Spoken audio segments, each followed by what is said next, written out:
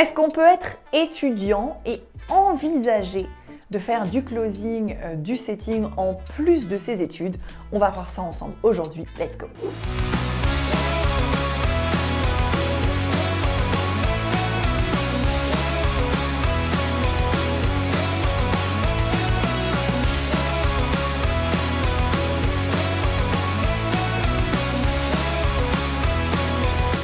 Hello à toi, j'espère que tu as la forme. J'avais hâte de te retrouver de bon matin avec mon café, peut-être qu'avant que tu ailles en cours.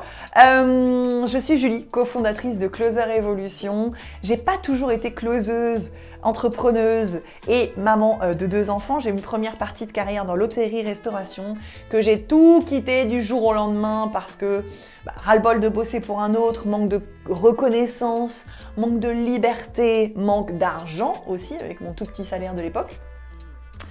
Et j'ai décidé de me reconvertir dans le closing, dans le setting, ce qui m'a permis d'être entrepreneur, d'être plus libre de mon planning, d'avoir l'opportunité de faire 2 enfants et surtout d'en profiter au quotidien. Et bien évidemment de gagner plus d'argent. Et j'ai la chance à travers l'organisme de formation de former plus de 200-300 personnes par an à soit se générer un complément de revenu, soit complètement se reconvertir dans le closing et dans le setting. Et à travers ces vidéos, j'ai 10 minutes pour t'expliquer un concept autour du closing, du setting, du mindset et de l'entrepreneuriat. Je t'invite à t'abonner à cette chaîne pour ne louper aucune notification et à regarder dans le questionnaire juste en dessous en description de cette vidéo. C'est un petit quiz qui va t'aider à déterminer justement est-ce que je dois me reconvertir dans le setting ou générer un complément de revenu, ou dans le closing, ou dans les deux, parce que souvent quand vous venez à nous, vous êtes un peu perdu. Est-ce que je dois faire l'un des deux ou est-ce que je dois faire les deux? Et je t'aide à répondre à toutes ces questions dans ce quiz. Maintenant, aujourd'hui, j'ai envie de parler plus spécifiquement aux étudiants. Alors aux étudiants majeurs, quand même, on va pas se le cacher, c'est quand même beaucoup plus pratique d'être entrepreneur, ne serait-ce qu'au niveau administratif avec la France, parce que être majeur, ça va t'ouvrir beaucoup de portes. Maintenant, quand tu es majeur, tu es peut-être en train de faire des études. Alors, j'ai envie de te dire, est-ce que c'est possible de faire du setting, du closing en plus de tes études? Oui, bien sûr. Maintenant, il y a quelques petites variations à intégrer par rapport à ça. Cas numéro 1, tu fais des études, mais en gros, tu vois bien que ça n'est plus ce que tu veux faire, tu as un gros manque de sens, t'en as marre aussi de faire des études qui finalement, quand tu vois les débouchés, ne vont mener sur rien, ou en tout cas rien de très folichon, n'est-ce pas? Dans ces cas-là, ce que je te conseille, déjà, c'est d'en discuter avec tes parents, avec tes proches pour avoir des conseils. Et potentiellement, si tu as envie de te tester sur cette vente digitale, c'est de commencer tout doucement par le setting en complément de tes études. Je te conseille pas de tout quitter du jour au lendemain parce que quand on quitte tout du jour au lendemain, parfois on peut avoir des regrets, surtout quand tu es jeune et que potentiellement tu vas peut-être changer de carrière plusieurs fois dans ta vie. Vaut mieux, je pense, honnêtement, quand tu vas dans quelque chose, aller jusqu'au bout. Par contre, potentiellement de faire du setting en plus de tes études. Si on est sur des études relativement intenses, tu dois avoir au minimum, je dirais, 2 heures par jour de disponible pour faire du setting, ce qui suffit largement. Et au moins, à travers le setting, tu vas pouvoir te tester. Est-ce que le côté digital me plaît? Est-ce que le setting me plaît? Est-ce que la vente me plaît? Et est-ce que potentiellement, une fois que j'aurai fini mes études, une fois que j'aurai trouvé mon premier client, que j'aurai fait mes premiers revenus, est-ce que je pimperai pas un petit peu tout ça en apprenant le closing pour aller chercher plus de clients, plus de compétences et plus de revenus?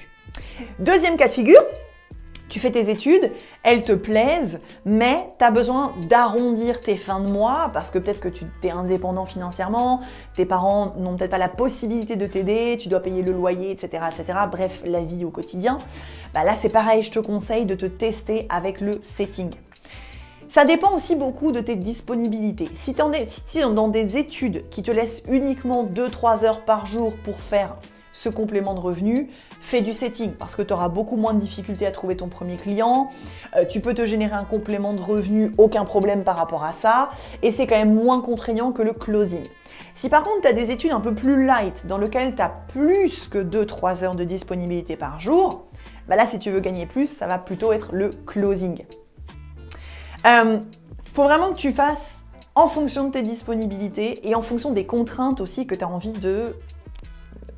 ou pas d'avoir. Le setting, c'est quand même beaucoup moins contraignant parce qu'on te demande de générer des rendez-vous téléphoniques.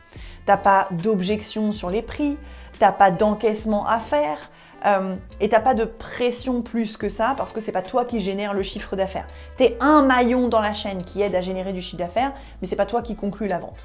Si au contraire, tu t'en fiches des contraintes, la pression ne te pose pas de problème et t'as plus de disponibilité, bah encore une fois, va plutôt vers le closing parce que là, tu vas gagner plus d'argent. Mais attention, le closing, là, c'est plus compliqué.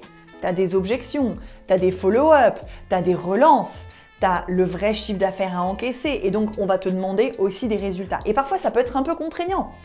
Mélanger ta vie étudiante, ta vie de jeune aussi, tu as peut-être envie de sortir, de continuer à voir tes amis et non pas de vivre en ermite entre soit les études et ton boulot. Et aussi la pression du chiffre d'affaires en tant que closer, je pense que ça peut être un petit peu beaucoup à gérer. Donc dans tous les cas de figure, je te conseille numéro 1 de tester le setting. Et puis ensuite, si tu as plus de disponibilité, tu as envie de gagner plus et que tu es OK avec un peu plus de pression entre guillemets et de contraintes, pimpe tout ça avec le closing. Mais bref, pour répondre à cette question, est-ce que je peux être étudiant et me générer un complément de revenu dans la vente digitale? Mais oui, bien sûr, évidemment que tu peux le faire.